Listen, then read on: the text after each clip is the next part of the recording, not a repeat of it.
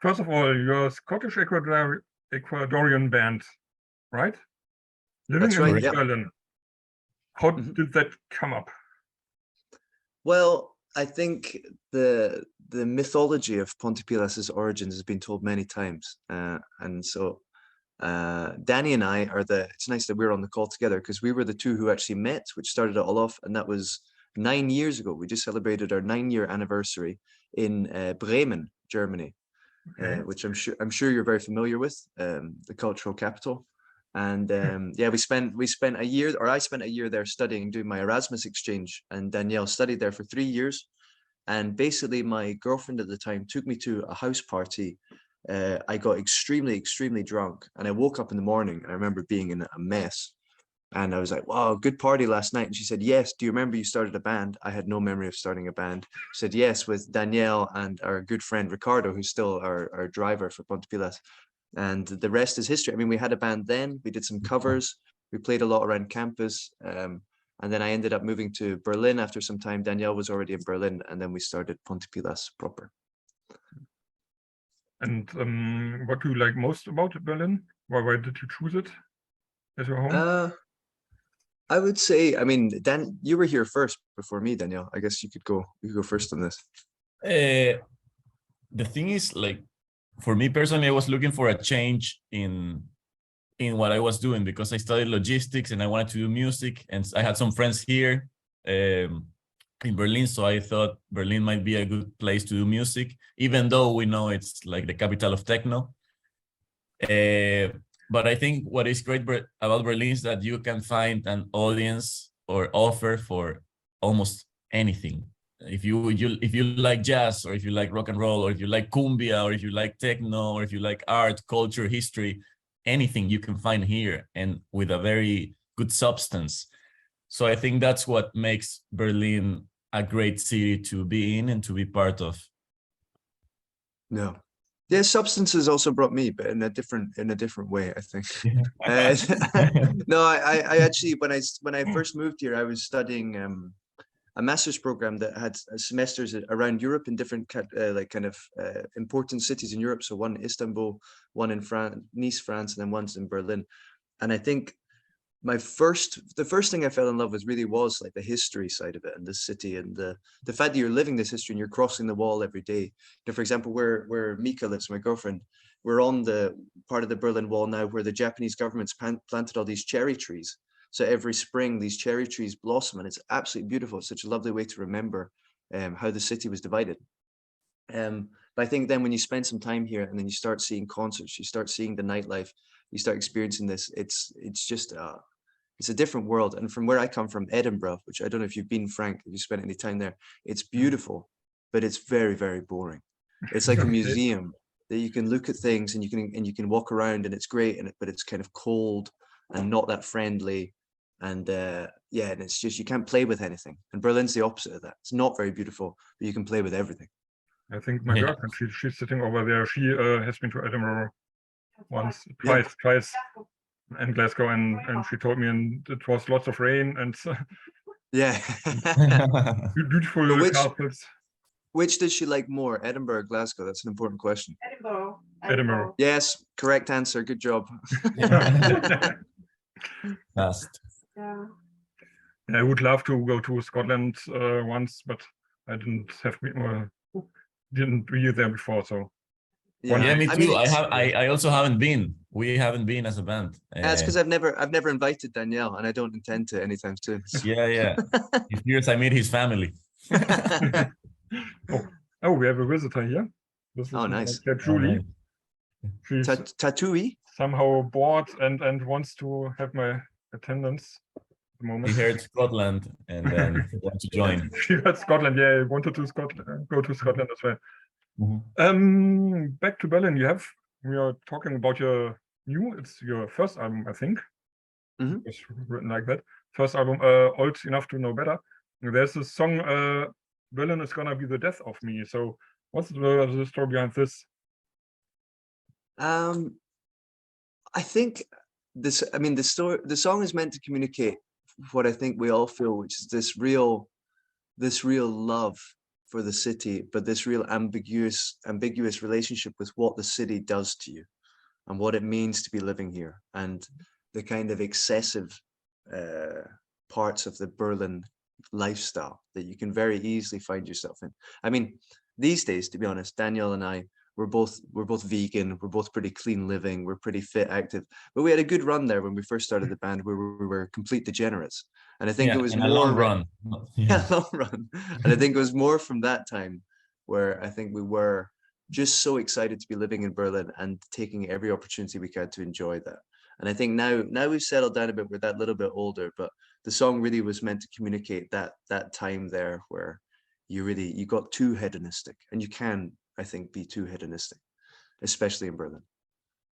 Yeah, I just heard last Friday a good metaphor about what Berlin does to you. That is basically like a toilet when you flush, when you arrive and it starts flushing you. So you start like getting dragged down and you cannot get out of it, but you go slowly, you go in like a spiral mode.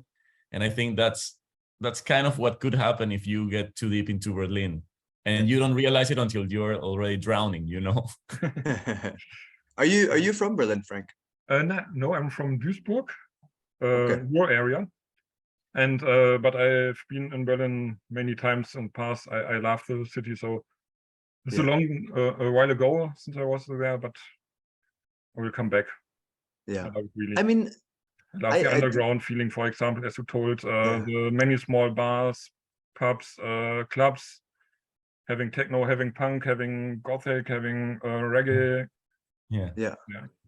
I mean, tonight, for example, I'm going to go see Jeffrey Lewis, who's one of my favorite singers in the world, this like anti-folk US artist. Do you know him, Jeffrey Lewis? Not really, no. Superb. He's playing in this bar, Alte Rote Löwen, this tiny little Kneipe in Neukölln. And I'm like, only in Berlin would you see this. I mean, it's such a bizarre setup, but yeah, it's one of the great things about living here. Yeah, but I heard many venues in Berlin are dying because of gentrification.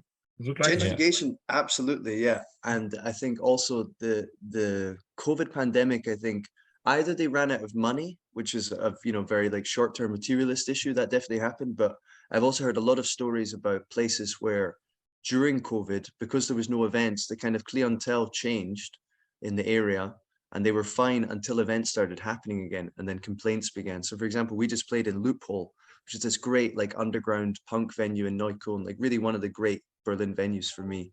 They had some people moved in over the street during coronavirus.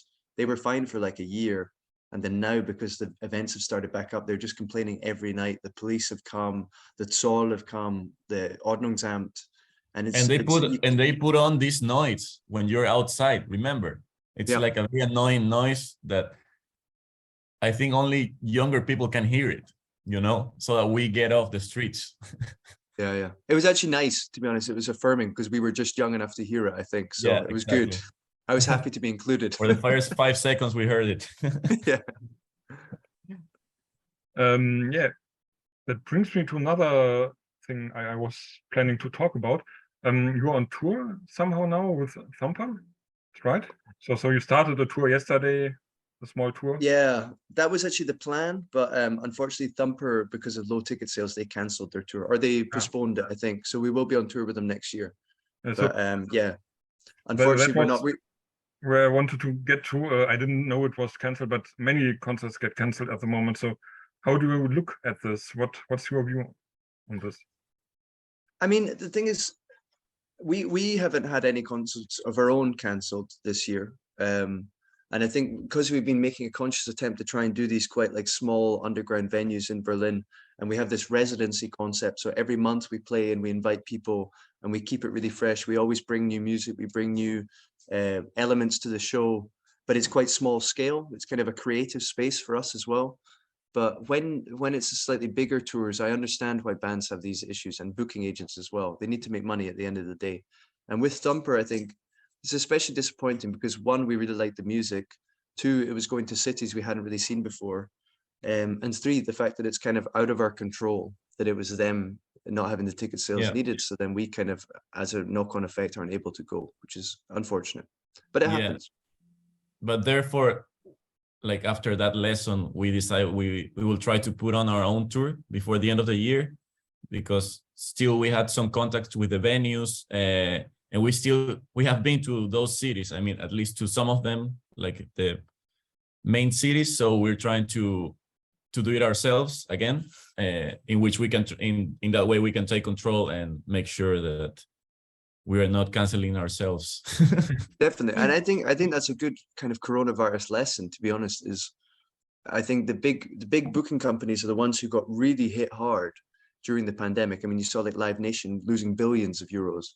I think then there will be something of a return to more DIY, self-booking or self-organized touring, because I think these big companies, if they, one, sometimes they don't understand the relationship between bands and the fans necessarily, and two, they just get very scared if the ticket sales aren't as fast as they wanted or whatever, and then they cancel. Whereas I think if you have that smaller, more intimate connection with people and you build it more organically, I think there's much more likelihood that the events will go ahead. Yeah. Somehow back to underground. Yeah, which is what we love anyway. I mean, I went to a concert last year because I got free cheap tickets, to go to the Mercedes-Benz Arena. I've never, I think, enjoyed a concert venue less than a concert of that size. It's so, you're so anonymous. It's huge. The band, they could be playing anywhere. Like, give me a dirty, sweaty pub in Neukölln with the fans beer. Like here, spilling beer on your equipment. Yeah. Great, that's my home. I totally understand. Yes, I don't like it as well if you have like arenas, and I'm a concert photographer, for example. So normally I come to the front, can do my 3 songs of pictures and get back. But I don't like it if you go back somehow on the ranks and see something in the far, and then that's totally, it's not my concert. I want to be have binoculars, part of it, and I want to see the musicians without oculars or even a screen. So exactly, yeah. Yeah, and as a band, that's what we preach as well. Like, we like to be very, like, normally when we do this residencies concept, we don't have a stage, so we're very close to the people. It's very chaotic for the audience and for us, which is like a nice blend. Yeah. That's why we call ourselves the band of the people, because we are one. There's no separation. Yeah, it's really nice. But we should talk a little bit more, I think, about the album, because that's what I will write about. Taking the title, Old Enough to Know Better. So what did you learn in your, it's getting older? I think for me personally, I think it's a lot of, this is going to sound quite cheesy, but it's a lot of gratitude and a lot of becoming more comfortable with where you are at in life, because I think young people are always extremely ambitious, and there's always this real urge to be the biggest band in the world, to sell 1 million records, to tour all the time. And I think something about growing a bit older and mellower doesn't stop you necessarily being hungry, but also makes you very happy for what you do have and for the wins that you do have. So I think that would be my main takeaway. I remember I love the musician Bill Withers. He's a real hero of mine. And in the documentary about him, Still Bill, he has this one line and he says, everyone wants to get to be great, but to get to great, you have to pass by good. And maybe when you get to good, stop and look around. And I think that's a really good lesson. That would be my kind of takeaway of Old Enough to Know Better. And you, Daniel? Yeah, I agree with that philosophy. And for me, personally, it represents more the transition towards that phase. Like, the album for me has still that chaos from that transition phase, the lessons. So you're trying to take it all in at once until you land smoothly into that phase. I feel like the album still has those hectic moments from the past and hectic desires, and it's just like trying to deal with it. But for me, it's a transition phase until the smooth landing into this new phase, which has more gratitude. I've seen you have been for at least 5 years now as Ponte Pilas. So why did it take so long? And what was the choice of songs you took from this long time to get it done? Yeah, I would say as to why it took so long, I think because we almost when we first started playing together, we immediately started playing gigs all the time. I mean, we would do like 2 gigs a month, constantly. More. Any gig that we would be offered, we would play. Yeah. Which was great. And I think if any bands or young bands, starting bands are reading this now, I cannot recommend that enough as a way to learn how to play together on stage. I mean, the confidence that we all have between each other in the band is enormous because we have all this experience. Everything that could have gone wrong on stage almost has gone wrong. So we generally know how to deal with that. Every annoying sound guy we've had to deal with, we've met him. We've met 5 of him because we played so much. And I think for that reason, we were much more focused on developing our live sound and our performance, and less so on writing the kind of music that we really wanted to release. And I think then when we came to doing our first singles, we of course found this sound, we were happy with them, but to write something as long as an album, I think we didn't really have the time to sit down and put that body of work together until probably coronavirus, which was a kind of bam, okay, gigs are over, now what do we do? A bit of an existential moment as well.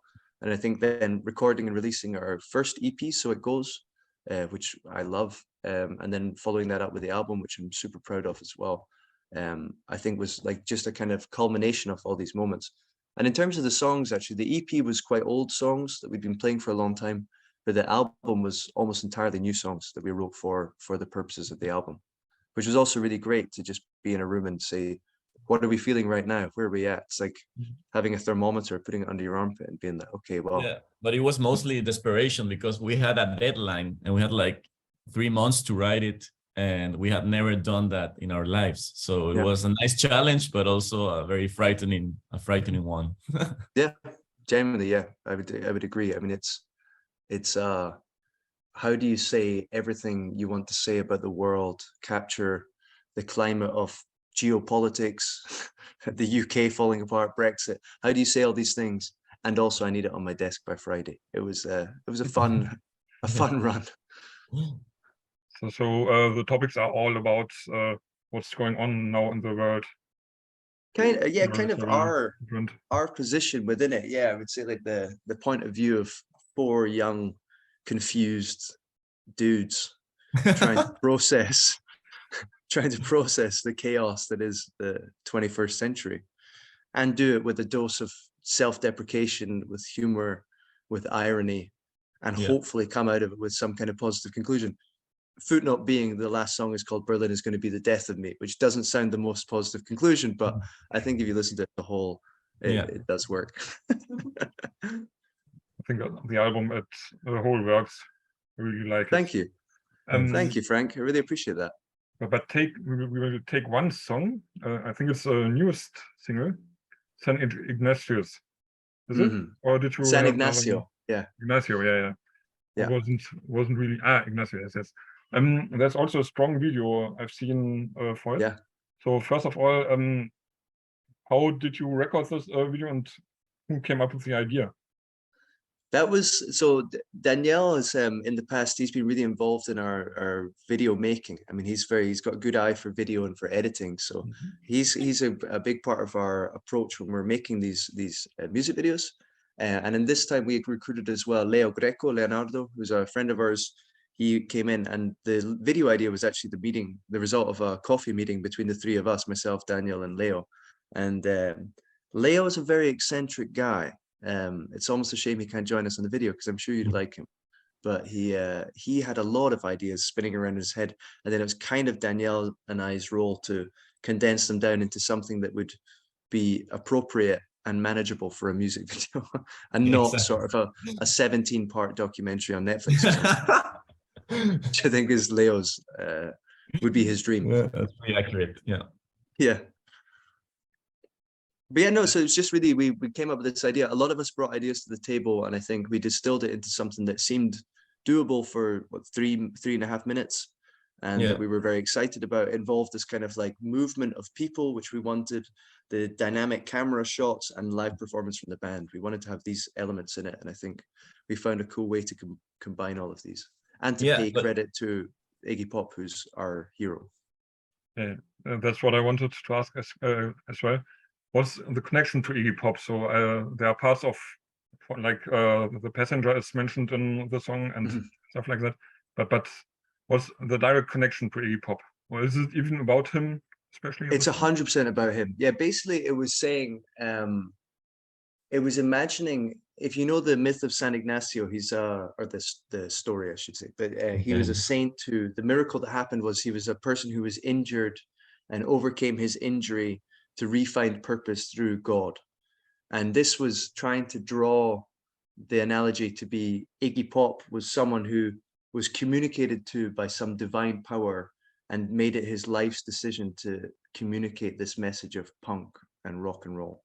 And so it was painting him as this saint, as this martyr for the cause of rock and roll, which I mean, there's no single human being, I think, in human history who's inspired me more than Iggy Pop. So I wanted to pay my respects. Cool. So this sounds a little bit more how to say it, positive, like as for example Berlin's gonna be the death of me. So in general, what, looking at the world as it is now and looking at your music, and you're still there, are planning a tour and stuff like that, what let's stop like this. What lets you keep your hope and your faith up that the world will be still there in 10 years, for example? Yeah, that's a very good question. And we've been working in the past with Fridays for Future and, you know, Extinction Rebellion and movements like this. So we're very passionate about stopping the climate catastrophe. I think we've had, like, even Calum and I have had some very deep conversations whilst in the tour van, when you're like 5 hours next to each other and you, after talking about enough about football, you start talking about more serious stuff. And yeah, I think we once came to the conclusion that, you know, it's very hard to maintain that hope throughout, you know, your life, but you can get that hope through doing something good and contributing to the society, to the planet, and to trying to live by your values when you know them. So to be more conscious. And I think that is the way that the band somehow implicitly preaches it, is by trying to, I mean, not in a snowy way, but to be an example of how we believe things should be done and how we can contribute, even if it's a little or much, but try to make an impact. And that way we can remain amongst ourselves more hopeful and happier, I would say. Yeah. It's like you know, Albert Camus, the myth of Sisyphus. Like all of us in a band, or anyone who cares about anything in this world, oftentimes you are pushing a very big rock up a very big hill, and then you watch it fall down again, and then you go back and you push it up. But finding some sort of joy and some sort of meaning in the process of pushing the rock up the hill, I think is what we want to do as a band. We care about things. We want to use whatever platform we have, no matter how small it is, to try and act for change, to try and improve things for musicians, for the climate. And I think in doing that, it gives you more of a sense of purpose, I think, as a rock group, rather than just trying to get laid all the time or take drugs, which are also fun. Yeah. Yeah. Not too start. I see. So yeah, thank you. It was really cool. Thank you. Yeah, it was a real pleasure, Frank. Appreciate it. Yeah. Thank you. It was very nice. I Very hope good we'll questions. meet at a concert or something soon. Yeah, I'd love Or that in if we get to Edinburgh. Duisburg. Yeah, Put definitely. together with the band.